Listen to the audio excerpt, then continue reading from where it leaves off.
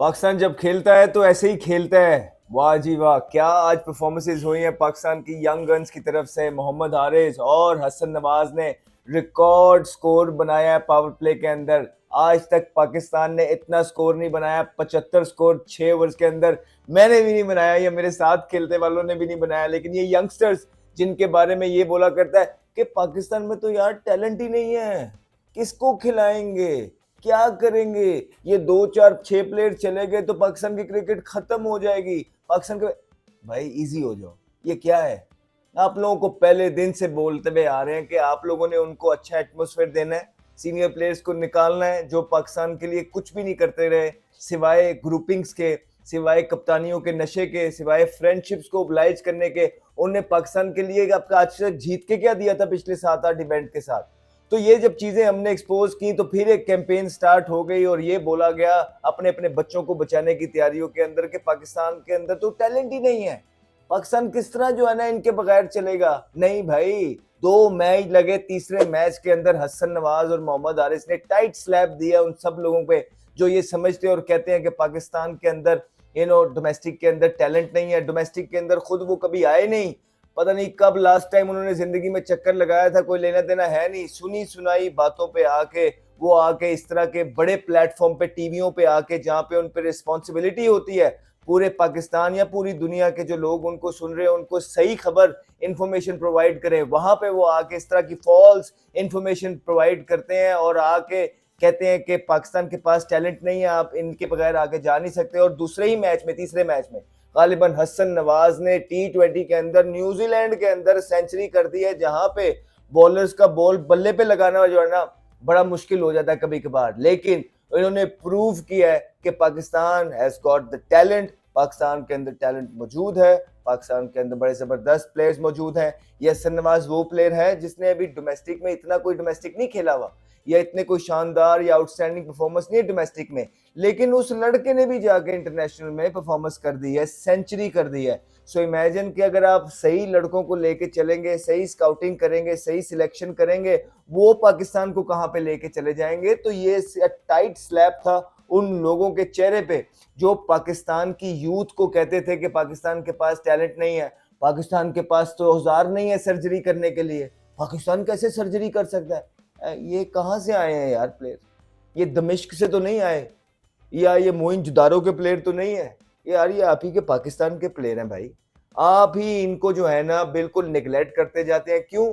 क्योंकि पता ही नहीं है आप लोगों को कुछ। जो लोग आप लेके आए, आप लोगों ने इतना टाइम जाया कर दिया, इतना टाइम, 7 8 इवेंट दे दिया आपने कुछ प्लेयर्स को मुफ्त के, उनकी कोई परफॉर्मेंसेज नहीं थी। उन्होंने पाकिस्तान के लिए जो है ज्यादातर पिछले इतने अरसे के अंदर आके सिर्फ बुरा ही कर रहे थे, चाहे वो ग्रुपिंग तो। और ये ढकी छुपी नहीं है, ये सिलेक्टर्स बैठ के बोलते रहे भाई। जो भी सिलेक्टर जो है ना टीम के अंदर सिलेक्ट कर रहे हैं पाकिस्तान क्रिकेट बोर्ड में, वो माने आके ग्रुपिंग थी, हैशटैग्स का वो माने आके सारी चीजें थी। कप्तानियों के नशे जी आपके टीम के प्लेयर आके माने हैं, ठीक है। उनके जो पॉडकास्ट हुए वो बोलते हैं कि हाँ जी कप्तानियों के पीछे ये चल पड़े थे, फ्रेंडशिप्स को ओब्लाइज करने पे आपके लोग माने। तो जब एक टीम इस चक्रों में पड़ी हुई थी, अब उस टीम को जो है ना सारे मिलके एक पूरे माफिया की तरह जो है ना सपोर्ट कर रहे थे, जिसने पाकिस्तान का कोई फायदा नहीं किया। 6 8 महीने 1 साल से हम आपको बोले ये पीछे पड़े हुए हैं। 2 इवेंट्स आप लोग जो है ना ऐसी चक्रों में हार गए। लेकिन मुबारक हो उन सब लोगों को जिन्होंने यंगस्टर्स का साथ दिया, हम पे यकीन किया, हमें सपोर्ट किया, हमारी बातों पे लबैक की और उनको लगा कि हम ठीक बात कर रहे हैं।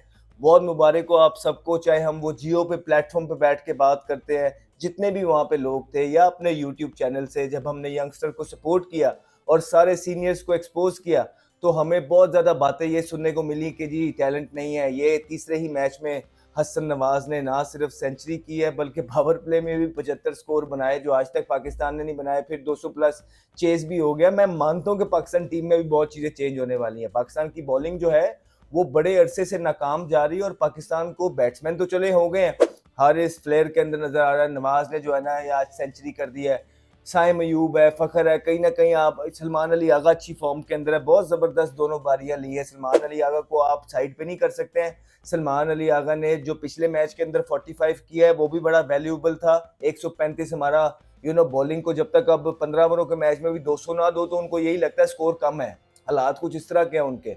तो इस मैच के अंदर भी उसने 50 किया, बहुत ज़बरदस्त 50 किया सलमान अली आगा ने, और ये रन चेस, बड़ा क्लिनिकल रन चेस किया। तो अब मसला ये है कि ये तो चले बैटिंग साइड सॉर्ट हो रही है आपकी, ये सारे प्लेयर्स आए हैं, सलमान आगा, हसन, हारिस अच्छा खेला है, साइम आ जाएगा, फ़खर है, ये सारा बन के ऑलराउंडर, अब्बास अफरीदी को अच्छा किया आपने, डाला है, सारी चीज़ें हैं।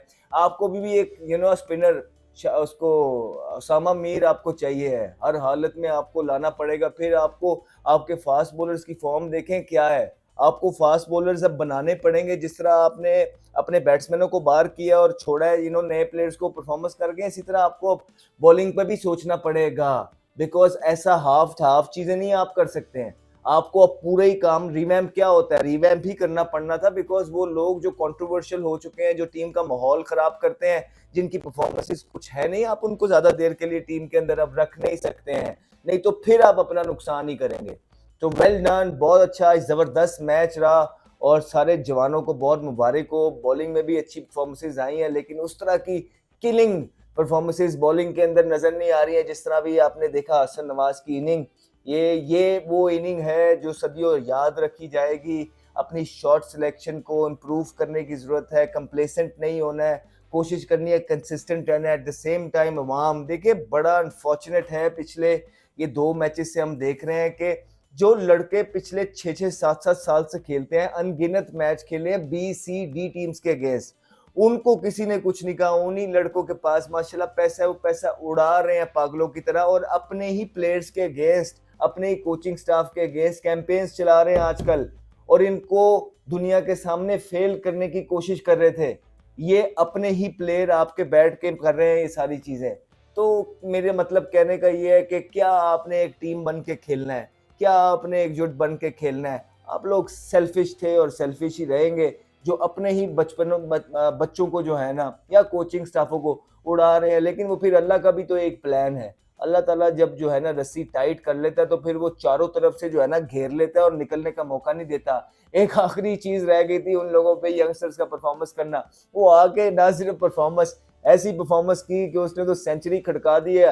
हसन नवाज 1 हो गया, मोहम्मद हारिस 2 हो गए, साइम अयूब 3 हो गए, फखर जमान 4 हो गए, और आगा सलमान वैसे ही एक छोटा सा जो है ना, अगर आपको कह भी दें, मेरा तो नहीं मानना, और ना ही वो ऐसी क्रिकेट खेल रहा है कि आपको T20 के अंदर जो है एंकर प्लेयर चाहिए, लेकिन कभी जरूरत पड़ जाए तो आपके पास आगा सलमान पड़ा है। तो ये 5-6 भी नीचे अब्बास अफरीदी आ जाएगा, लेग स्पिनर आ जाएगा उसामा, और 2-3 आपके पास जिस तरह आकिब जवेद है, मूसा खान है, इस तरह के आप फास्ट बॉलर्स लेके आएंगे।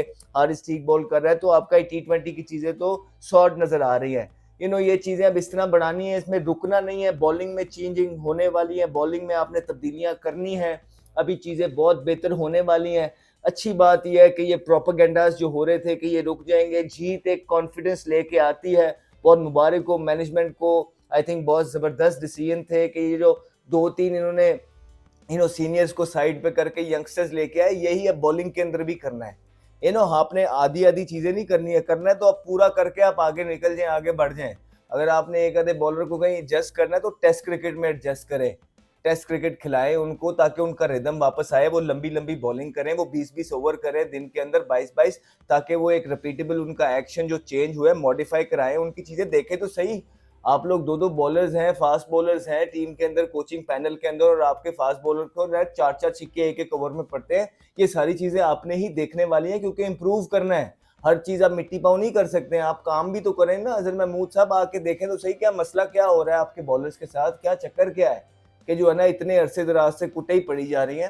तो आपको बैटिंग ही जो है, ये बच्चे जो आपको मैचेस जितवा रहे हैं या जितवा गए हैं, तब रोज रोज 200 स्कोर नहीं आप करवा सकते हैं। आपको कहीं ना कहीं 160-70 में आपको भी टीमों को रैप अप करना है, और सीनियर क्योंकि हैं आप लोग, सीनियर आपने सीनियर वाली परफॉर्मेंसेस भी देनी है।